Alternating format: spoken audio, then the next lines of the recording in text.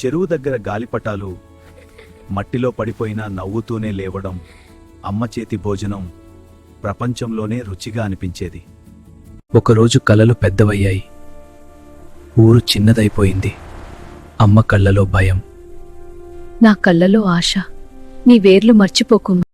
పట్టణం ఇచ్చింది డబ్బు, కాని తీసుకుంది ప్రశాంతత. వేల మందిలో ఉన్నా ఒంటరిగా ఉన్నాను. ఎన్నో సంవత్సరాల తర్వాత నిజమైన ప్రశాంతత కోసం తిరిగి వచ్చాను. ఊరు మారలేదు, నేను మాత్రమే మారాను. పట్టణం మన కలలకు దారి చూపిస్తుంది, ఊరు మన గుండెను కాపాడుతుంది.